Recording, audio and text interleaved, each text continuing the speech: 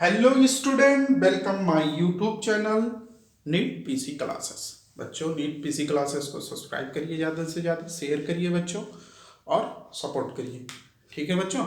और उस पर लेक्चर्स, आप अच्छे अच्छे लेक्चर्स न्यूमेरिकल्स का और बाकी सारे जितने डेफिनीशंस हैं, न्यूमेरिकल्स हैं, बाकी जितने कोर्सेस रहेंगे बच्चों, उस पर हम आपका पूरा वीडियोस आएगा। ठीक है बच्चों, इसको देखिए, शेयर करिए।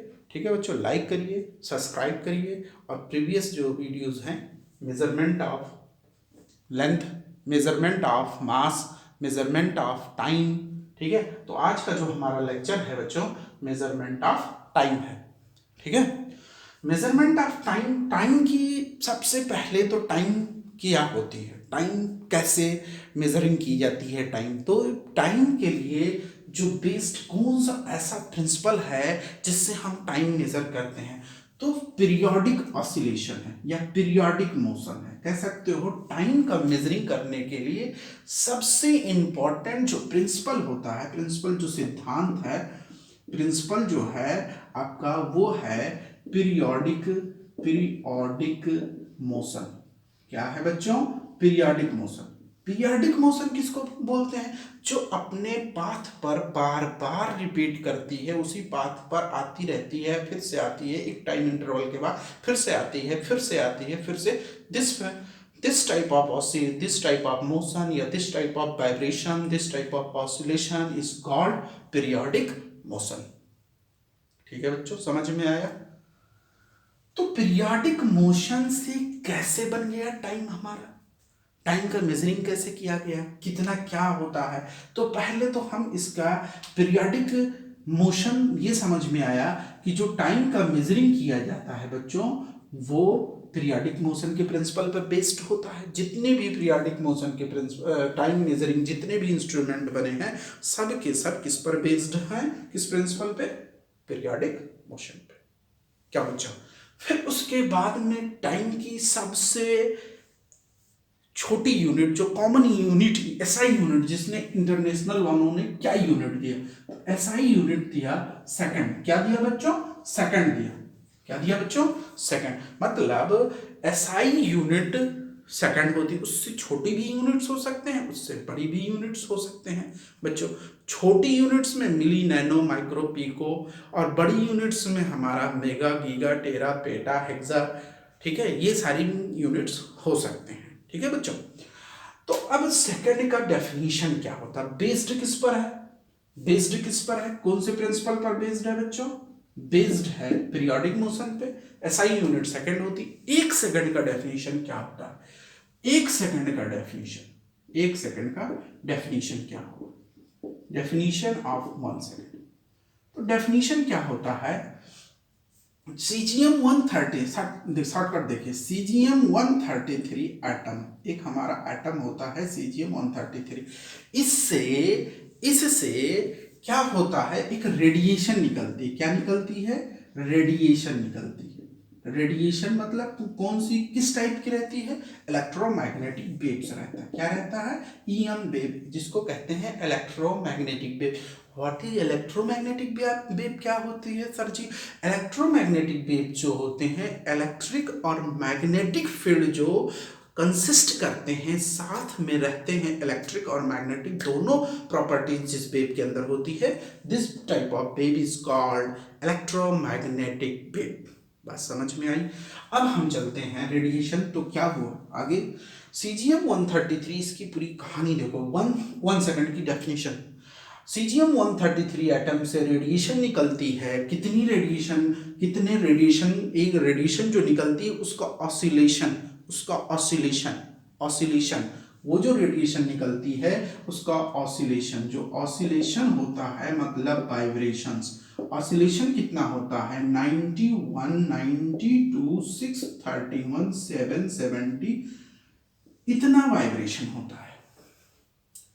रेडिएशन जो होती है इतनी वाइब्रेट अगर कर लेती हैं, 91 इतना वाइब्रेट या इतना ऑक्सीलेशन कर लेती हैं, अपनी बात पे बार बार रिपीट करती हैं, जो रेडिएशन निकलती हैं इतना, तो इतने में जो पीरियड टाइम लगता है, टाइम जो टेकन करेगा, टाइम टेकन, जितना टाइम लगेगा, time taken is called 1 second. क्या बोलेंगे बच्चों? 1 सेकेंड बोलेंगे। समझ में आया? cesium-133 एक एटम होता है जिससे रेडिएशन निकलती है, यम उसका ऑसिलेशन होता है, 91, 92, 631, 770 ऑसिलेशन में जितना टाइम लगेगा बच्चों, उसी को क्या बोलेंगे? 1 सेकंड बोलेंगे। क्या बोलेंगे? 1 सेकंड बोलेंगे। चलिए, तो डायरेक्ट मेथड से हमने डेफिनेशन ये सब बता दिया कि अब इसका पीरियाडिक पर डिपेंड करता है। तो ये जो सिंपल हमारा क्लॉक होता है, हमारा मेजरिंग इंस्ट्रूमेंट में देखा जाए तो सबसे पहला है हमारा सिंपल क्लॉक है। दूसरा क्लाइमेट चेंजिंग सिंपल क्लॉक है, वेदर चेंजिंग है। फिर दूसरा आपका आता है इलेक्ट्रिकल ऑसिलेटर। तीसरा आता है इलेक्ट्रॉनिक ऑसिलेटर। क्या होता है? Electronic oscillator. चौथा हमारा आता है क्वार्ट्ज क्रिस्टल। फिफ्थ पे आता है एटॉमिक क्लॉक जिसमें सीजीएम यूज किया है, एटॉमिक क्लॉक। फिर 6 पे आता है DK of elementary particle.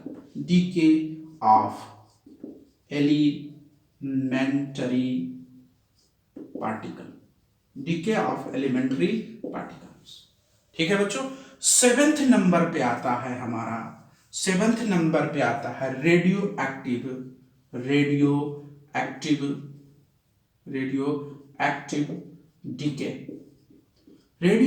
DK, जिसमें हम यूज करते हैं कार्बन 14 का यूज करते हैं। रेडियो एक्टिव डीके नहीं, रेडियो एक्टिव कार्बन डेटिंग है, sorry, radio active carbon dating है, जिसमें कार्बन 14 का यूज किया जाता है। लॉन्ग टाइम्स इससे निकाला जाता है, लॉन्ग टाइम पता किया जाता है। लॉन्ग टाइम जो जैसे हमारा कोई ऑर्गेनिज्म है, रॉक्स है, कोई वुड है, बहुत पुरानी वुड है, बहुत पुराने हमारे चट्टान होते हैं, बहुत पुराने जो भी चीज़ें पुरानी होती हैं उसकी एज निकालने के लिए हम रेडियो एक्टिव कार्बन डेटिंग की यूज की जाती है, जिसमें यूज किया जाता है कार्बन 14। कार्बन 14 जो होता है एक रेडियो एक्टिव एलिमेंट्स होता है। कार्बन 14 जो है एक रेडियो एक्टिव एलिमेंट्स होता है। डीके ऑफ एलिमेंट्री पार्टिकल्स की जो लाइफ होती है, जैसे alpha, beta, gamma, neutrino, anti neutrino, meson, pi meson, इन सब का जब रेडियो एक्टिव एलिमेंट से निकलते हैं तो इनकी एक हाफ लाइफ टाइम होती है। क्या होती है? हाफ लाइफ टाइम मतलब जैसे कुछ सेकंड की होती है, -8 सेकंड, -16 सेकंड। इससे हम पता करते हैं मिनिमम या कह सकते हैं स्मॉलेस्ट टाइम इंटरवल का मेजरिंग का। एटॉमिक क्लॉक cesium-133, इससे स्मॉल क्वार्ट्ज क्रिस्टल, इसमें cesium-133 यूज किया जाता है। क्वार्ट्ज क्रिस्टल जो होता है SiO2 का होल है, जिसको हम कहते हैं सिलिकॉन डाइऑक्साइड का एक क्रिस्टल होता है। उस पे हम दोनों तरफ से क्या करते हैं? प्रेशर अप्लाई करते हैं। प्रेशर जब अप्लाई करते हैं तो उसके इस साइड वाले ऐसे क्या होते हैं? वाइब्रेट होते हैं। वाइब्रेट होने से हम पता करते हैं, क्या पता करते हैं? वाइब्रेशन मतलब वही पीरियोडिक मोशन से क्या पता करेंगे? टाइम पता करेंगे।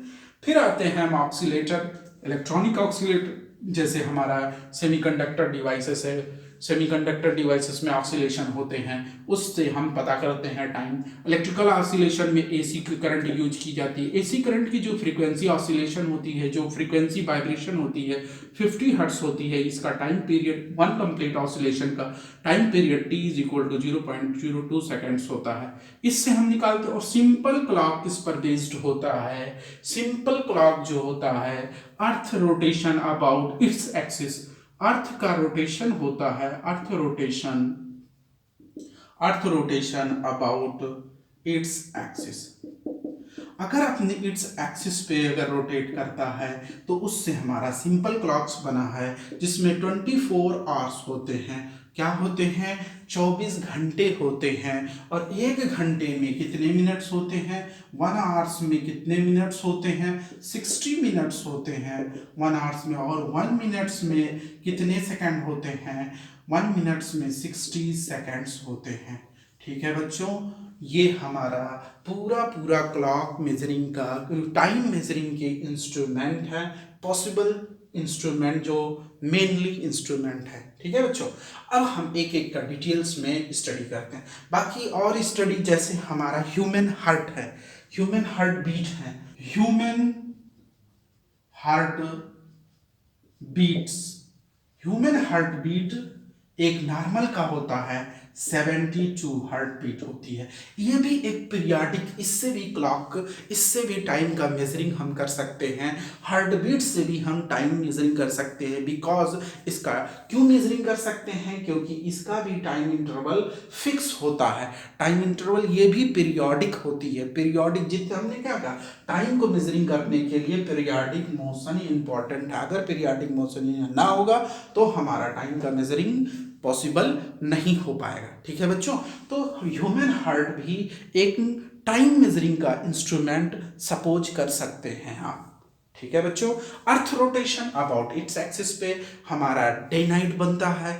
अगर around motion, around circular motion अगर करता है अबाउट सन के अराउंड सर्कुलर मोशन करता है तो क्या बनता है, क्लाइमेट चेंज होते हैं, वेदर चेंज होते हैं, मौसम बदलते हैं, गर्मी ठंडी बरसात आती है। ठीक है बच्चों, ये जो मोशन होता है इससे हम ईयर्स, इससे भी टाइम का पता चलता है। ईयर्स होती है, सेंचुरी होती है, मिलेनियम्स होती है, ये सारी चीजें हम इससे पता करते हैं। 24 आवर्स को बच्चों क्या बोला जाता है, अपनी लैंग्वेज में बोलते हैं सोलर डे बोलते हैं। क्या बोलते हैं अपनी लैंग्वेज में बच्चों, सोलर डे। 24 आवर्स को क्या बोला जाता है, सोलर डे बोलते हैं। 1 सोलर डे बोला जाता है। क्या बोला जाता है बच्चों, 1 सोलर डे में 24 आवर्स होते हैं। 1 आवर्स में 60 मिनट, 1 मिनट में 60 सेकेंड। ये सारे इंस्ट्रूमेंट्स होते हैं। हमारा टाइम मेजरिंग किस पे होता है, पीरियोडिक मोशन में SI यूनिट सेकंड होती है। और 1 सेकंड का डेफिनेशन होता है cesium-133 एटम्स में रेडिएशन निकलती है। उसका कितने रेडिएशन, वो इतने रेडिएशन जो निकलती है 91, 92, 631, 770 ऑसिलेशन में जितना टाइम टेकन करेगा उसको क्या बोलेंगे, 1 सेकेंड्स बोलते हैं। चलिए हमें 1 बाई 1 की स्टडी करते हैं। ठीक है बच्चों, तो स्टूडेंट हमारा मेजरिंग ऑफ टाइम का जो फर्स्ट इंस्ट्रूमेंट है इलेक्ट्रिकल ऑक्सीलेटर। वैसे तो सोलर क्लॉक्स होता है, बट स्टार्टिंग स्मॉल जो हमारा टाइम इंटरवल है, इलेक्ट्रिकल ऑक्सीलेटर्स में क्या यूज किया जाता है, एसी सप्लाई यूज की जाती है। क्या यूज किया जाता है बच्चों, AC supply. These uses AC supply of frequency 50 hertz होती है। कितनी होती है बच्चों, 50 हर्ट्ज होती है। The rotation of synchronous motion, synchronous motion runs on AC is used to obtain a time scale। मतलब हमारा जो AC सप्लाई यूज की जाती है वो 50 हर्ट्ज की फ्रीक्वेंसी होती है। हमने बताया कि जो हमारा टाइम पीरियड मेजरिंग की जाती है वो डिपेंड होता है on the principle of oscillation, periodic motion, vibration पे डिपेंड होता है। टाइम को मेजरिंग किया जाता है कौन सा कॉन्सेप्ट पे, ऑसिलेशन पे। तो ऑसिलेशन मतलब पीरियोडिक, जो वाइब्रेट करती, जो अपनी पाथ पर क्या होती है, रिपीट करती रहती है, उस पर पूरा टाइम मेजरिंग उसी पर डिपेंड होता है, उसी कॉन्सेप्ट पर डिपेंड है। तो यहाँ क्या होता है, एसी सप्लाई वाइब्रेट करती है, उसकी फ्रीक्वेंसी कितनी होती है, 50 हर्ट्ज होती है। फ्रीक्वेंसी किसको कहा जाता है, फ्रीक्वेंसी जो होती है पर 1 सेकंड में नंबर ऑफ ऑसिलेशन, जितना नंबर ऑफ ऑसिलेट कर लेगा, number of oscillation, complete oscillation. ठीक है, जैसे यहां से स्टार्ट हुआ और यहां आया तो एक ऑसिलेशन, इसको जितना नंबर ऑफ ऑसिलेशन कर लेता है उसी को क्या बोला जाता है, फ्रीक्वेंसी बोली जाती है। तो ये हमारा 50 हर्ट्ज की जो AC frequency, AC supply alternating current होती है, उसकी सप्लाई 50 हर्ट्ज होती है। इसका टाइम पीरियड कितना हो जाएगा बच्चों, 0.02 सेकंड हो जाएगा। फ्रीक्वेंसी इज इक्वल टू होता है बच्चों 1/t। कितना होता है बच्चों, 1 टाइम पीरियड होता है। 1 टाइम पीरियड, तो time period is equal to 1/n हो जाएगा। फ्रीक्वेंसी हमारा n है।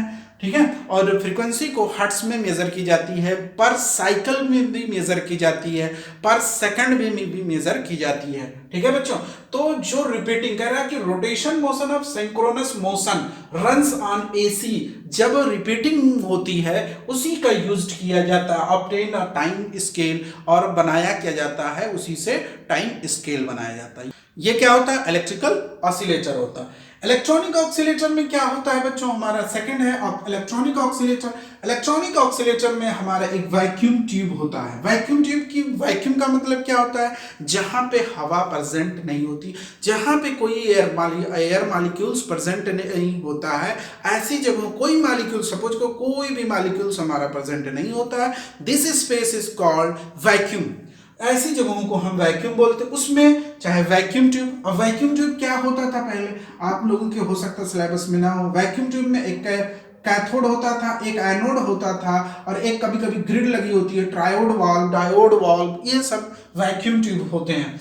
सेमीकंडक्टर डिवाइस, सेमीकंडक्टर आप लोग जानते होंगे, सेमीकंडक्टर डिवाइस नहीं जानते? सेमीकंडक्टर एक पी टाइप सेमीकंडक्टर होता है और एक एन टाइप सेमीकंडक्टर होते हैं। इन सारी चीजों, और पी और एन से बनता है हमारा पीएन जंक्शन डायोड बनता है। क्या बनता है बच्चों? पीएन जंक्शन डायोड बनता है। अब पीएन जंक्शन डायोड का यूजिंग किया जाता है इलेक्ट्रॉनिक ऑक्सीलेटर में, यूजिंग किया जाता है, जिससे हम हाई रेंज की फ्रीक्वेंसी, इलेक्ट्रोमैग्नेटिक ऑक्सीलेशन होता है, आप हाई रेंज की फ्रीक्वेंसी निकालते हैं, और इसी फ्रीक्वेंसी का हम यूज करते हैं, किसमें यूज करते हैं? मेजर स्मॉल टाइम इंटरवल में मेजरिंग किया जाता है, मेजर किया जाता है स्मॉल टाइम इंटरवल। क्या किया जाता है बच्चों? मेजर किया जाता है स्मॉल टाइम इंटरवल। फिर से इसको पढ़ लें। Vacuum tube or semiconductor device is used to produce EM oscillation, electromagnetic oscillation में ऑफ वेरी हाई फ्रीक्वेंसी की यूज की जाती है बच्चों, और इसी को हम, इसी की जो फ्रीक्वेंसी होती है उसके टाइम पीरियड को हम क्या करते हैं? such oscillation can be used to measure small time interval। Electronic oscillator simply vacuum tube और सेमीकंडक्टर होता है, उसमें हम प्रोड्यूस करते हैं हाई फ्रीक्वेंसी इलेक्ट्रोमैग्नेटिक ऑसिलेशन या high frequency electromagnetic waves produce करते हैं। उस वेव का यूजिंग हम क्या करते हैं? टाइम पीरियड मेजर कर, टाइम, उसका टाइम पीरियड मेजर करके हम मेजरिंग करते हैं, स्मॉल टाइम इंटरवल का मेजरिंग किया जाता है। ठीक है बच्चों, अब हम आते हैं, थर्ड हमारा होता है डीके ऑफ एलिमेंट्री पार्टिकल। किसका होता है? डीके ऑफ एलिमेंट्री पार्टिकल्स होते हैं। डीके ऑफ एलिमेंट्री पार्टिकल बच्चों, लाइफ टाइम जैसे हमारा होता है, डीके जब होता है, यूरेनियम 92 टू 38 में से कोई अल्फा रेज अगर निकल रही है, तो उसमें से क्या होता है? अल्फा बीटा गामा रेज में से, अल्फा बीटा गामा रेज के साथ साथ एक न्यूट्रिनो, एंटी न्यूट्रिनो, पाई में शान, ठीक है बच्चों, न्यूट्रिनो, एंटी न्यूट्रिनो, ये सारे पार्टिकल्स निकलते हैं जिनकी लाइफ टाइम जो होती है वेरी स्मॉल होती है, 10⁻16 सेकंड से लेकर के -24 सेकंड के बीच की होती है, जिससे हम क्या करते हैं? मेजरिंग करते हैं, बहुत स्मॉल टाइम इंटरवल का मेजरिंग करते हैं। इसकी लाइफ टाइम का यूजिंग करके हम वेरी स्मॉल टाइम इंटरवल का मेजरिंग किया जाता है। Life time of few fundamental particle varies from 10⁻16 second to 10⁻24 second by studying their life time. और इसी की लाइफ टाइम को हम यूज करके क्या मेजर करते हैं? वेरी स्मॉल टाइम इंटरवल का मेजरिंग करते हैं। क्या यूज करते हैं? इसी लाइफ टाइम का यूज करके वेरी स्मॉल टाइम इंटरवल का मेजरिंग। अब देखो, अगर इसकी लाइफ टाइम -16 से लेकर के -24 के बीच की होती है, तो इससे हम very small time interval measuring कर सकते हैं कि नहीं कर सकते? तो डीके ऑफ एलिमेंट्री पार्टिकल जैसे मेसान है, न्यूट्रिनो है, एंटी न्यूट्रिनो है, बहुत सारे ऐसे छोटे छोटे पार्टिकल्स होते हैं जिनकी लाइफ टाइम बहुत ही कम होती है, और उसका यूजिंग हम क्या करते हैं? By studying their life time we can measure very small time intervals. ठीक है बच्चों, तो फिर नेक्स्ट हमारा है क्वार्ट क्रिस्टल्स, एटॉमिक क्लॉक क्या होते हैं, क्वार्ट क्रिस्टल क्लॉक क्या होते हैं, एटॉमिक क्लॉक क्या होते हैं, इसकी स्टडी करते हैं नेक्स्ट। ठीक है बच्चों, चलो नोट कर लो। बच्चों, जो हमारा नेक्स्ट मेजरिंग ऑफ टाइम का नेक्स्ट इंस्ट्रूमेंट है वो है quartz crystal clock. Quartz crystal clock, atomic clock, radioactive dating. Radioactive dating, atomic clock और क्वार्ट क्रिस्टल क्लॉक में कैसे कैसे हम क्या क्या यूज करते हैं, क्या क्या कैसे हम एटॉमिक क्लॉक बनाते हैं, कैसे क्रिस्टल क्लॉक बनाते हैं, कैसे रेडियो एक्टिव डेटिंग करते हैं, इन सब की स्टडी चलिए हम लोग करते हैं। क्रिस्टल क्लॉक का, इसमें क्वार्ट्स जो होता है इसका फार्मूला होता है SiO2 का होल n होता है। SiO2 सिलिकॉन डाइऑक्साइड होता है। ये एक क्रिस्टल के फॉर्म में होता है। ऐसे सपोज कर लीजिए ये हमारा क्रिस्टल है, क्रिस्टल के फॉर्म में रहता है। इसमें जब हम फोर्स अप्लाइड करते हैं इधर और इधर परपेंडिकुलर, जब ऐसे हम क्रिस्टल पर फोर्स अप्लाई करते हैं, ऐसे फोर्स जब अप्लाई करते हैं तो उसमें क्या होता है कि EMF प्रोड्यूस हो जाता है और ऐसे ऐसे परपेंडिकुलर वाइब्रेशंस होते हैं। और वाइब्रेशन हमने बताया, वाइब्रेशन जिसमें होता है, वाइब्रेशन से क्या हम मेजरिंग करते हैं, पीरियोडिक मोशन। वाइब्रेशन को पीरियोडिक मोशन बोला जाता है। और पीरियोडिक मोशन से हम क्या मेजरिंग करते हैं, पीरियोडिक मोशन से हम मेजरिंग करते हैं टाइम। तो यहां भी वाइब्रेशन हो रहा है, तो वाइब्रेशन और फ्लैक्चुएटिंग प्रेशर लगाते हैं। कैसा प्रेशर लगाते हैं, फ्लैक्चुएट, कभी कम कभी ज्यादा, कभी कम कभी ज्यादा, इस तरीके का प्रेशर अप्लाई करते हैं क्वार्ट्ज क्रिस्टल पर। क्वार्ट्ज क्रिस्टल क्या होता है, सिलिकॉन डाइऑक्साइड का होलियन, बहुत सारे सिलिकॉन डाइऑक्साइड्स होते हैं, उसका क्रिस्टल फॉर्म होता है, ट्रांसपेरेंट रहता है। और उस पर हम जब फोर्स अप्लाइड करते हैं तो उसके परपेंडिकुलर जो फेसेस होते हैं उसमें वाइब्रेशन आ जाता है। और परपेंडिकुलर फेसेस पे जब वाइब्रेशन होने की वजह से उसमें EMF प्रोड्यूस हो जाता है और उसमें फ्रीक्वेंसी प्रोड्यूस होती है, और उसी फ्रीक्वेंसी से हम मिनिमम टाइम इंटरवल्स को मेजर करते हैं। चलिए एक बार इसको पढ़ के समझा जाए।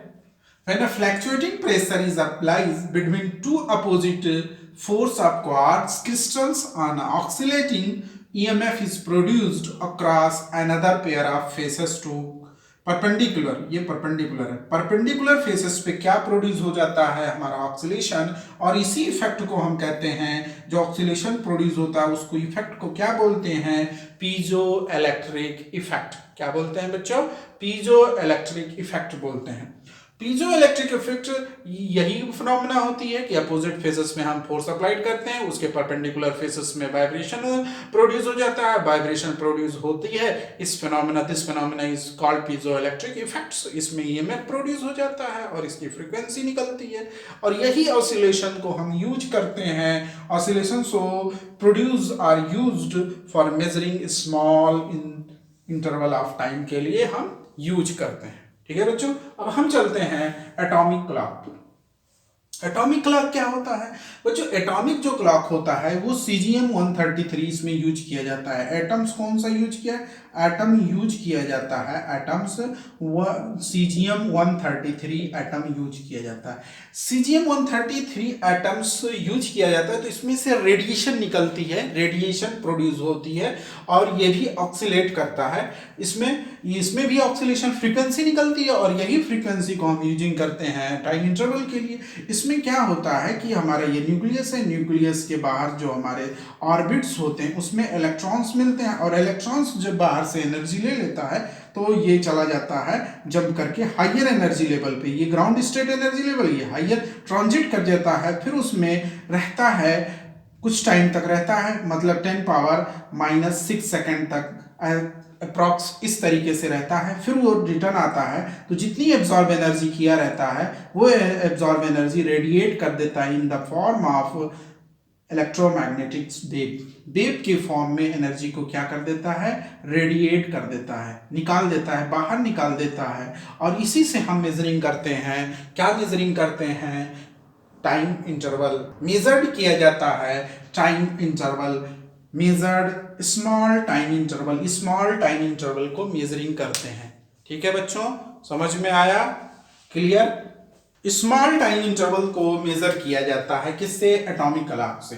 अब चलिए इसको भी देख लिया जाए। पीरियोडिक वाइब्रेशन होता है of radiation produced in CGM 133 atoms account of transition of electron between two ground state energy level या ground energy levels of the atoms can be used to measure small time interval of atom। मतलब जो हमारा electrons होता है ground energy level, जो हमारा सबसे nucleus है, न्यूक्लियस ये पॉजिटिव है, पॉजिटिव के बाद वाला ये ग्राउंड स्टेट होता है, उससे हायर एनर्जी लेवल्स उसमें रहते हैं। अब वहां से इलेक्ट्रॉन क्या हुआ, यहाँ से इलेक्ट्रॉन जंप किया हायर एनर्जी लेकर के हायर एनर्जी लेवल में जंप कर गया। अब हायर एनर्जी लेवल से फिर रिटर्न आया तो एनर्जी रेडिएट किया in the form of electromagnetic waves, और इलेक्ट्रोमैग्नेटिक वेव्स में जो रेडिएशन निकलती हैं उसका जो टाइम इंटरवल्स होता है, उसका जो टाइम पीरियड होता है, उससे हम क्या मेजरिंग करते हैं, उससे मेजरिंग करते हैं हम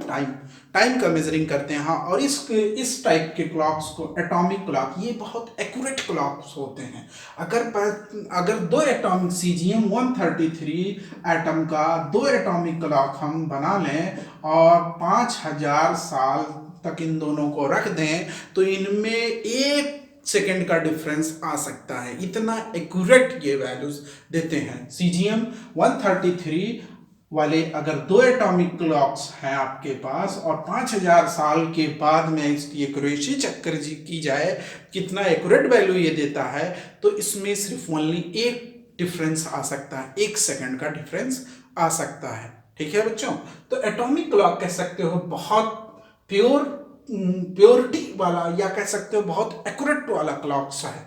ठीक है, जो बहुत एक्यूरेसी पर डिपेंड है। और रेडियो एक्टिव डेटिंग क्या होती है बच्चों, रेडियो एक्टिव डेटिंग में हम ऐसा टेक्निक ये रेडियो एक्टिव इसमें यूज की जाती है, रेडियो एक्टिव एलिमेंट्स को, रेडियो एक्टिव एलिमेंट्स यूज किया जाता है। इसमें क्या यूज किया जाता है बच्चों, इसमें रेडियो एक्टिव एलिमेंट्स यूज किए जाते हैं। इससे हम मेजरिंग करते हैं लॉन्ग रेंज टाइम इंटरवल को मेजरिंग किया जाता है। जो लॉन्ग रेंज टाइम इंटरवल्स होते हैं उसका मेजरिंग हम करते हैं रेडियो एक्टिव डेटिंग से करते हैं, जिसका टाइम इससे हम मेजरिंग कर सकते हैं 10 पावर 17 सेकेंड तक का मेजरिंग कर सकते हैं।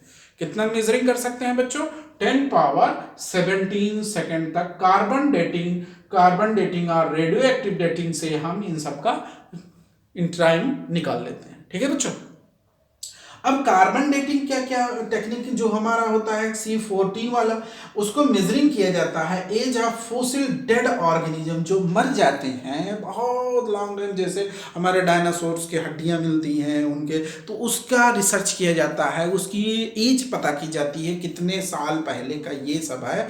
तो कार्बन डेटिंग से हम निकालते हैं, किससे निकालते हैं, कार्बन। और कार्बन किसका, C14 रेडियो एक्टिव एलिमेंट होता है carbon C14।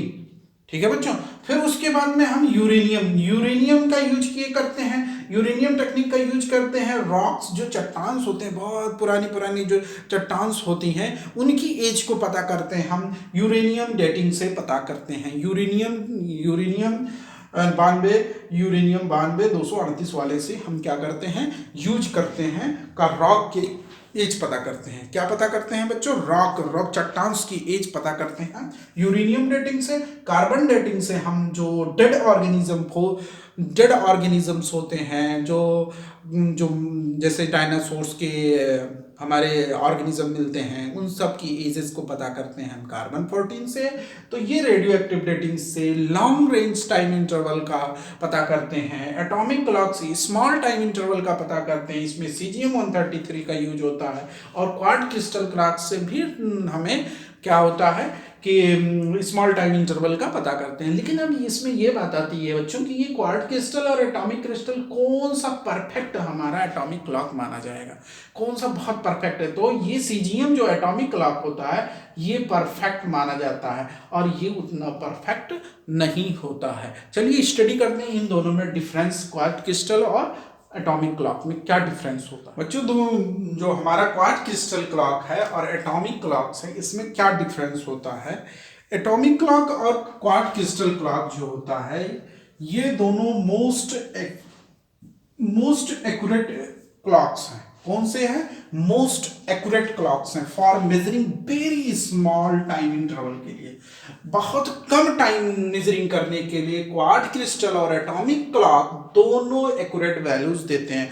But quart crystal को आप ऐसी जगहों पे आप नहीं बना सकते हैं, लैब में आप उसको प्रोड्यूस नहीं कर सकते हैं, उस पर केमिकल और फिजिकली इफेक्ट्स पड़ते हैं, और लैब में उसको फिर से आप कहीं भी किसी लैब में आप उसको नहीं बना सकते हैं।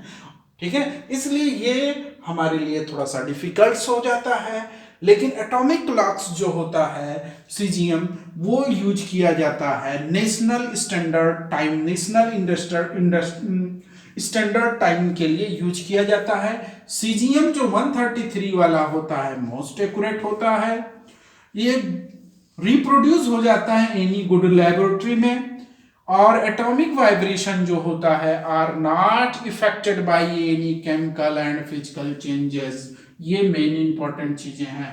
ठीक है बच्चों, सीजीएम जो होता है, जो इसका वाइब्रेशन होता है, एटॉमिक वाइब्रेशन जो होता है, not affected by any physical and chemical change. लेकिन क्वार्ट क्रिस्टल में इसका इफेक्ट हो जाता है, इसलिए हम क्वार्ट क्रिस्टल का यूजेस नहीं करते हैं, सीजीएम 133 का ही यूज करते हैं। और सीजीएम 133 जो यूजिंग होती है, अभी हमने बताया आपको कि 5000 साल अगर आप इन दोनों को रख दें, दो सीजीएम घड़ी को, तो उसमें 1 सेकेंड का डिफरेंस आपको मिल सकता है। मतलब बहुत लॉन्ग टाइम में उसमें एरर्स आते हैं और थोड़े टाइम में उसमें कोई एरर्स नहीं आता है।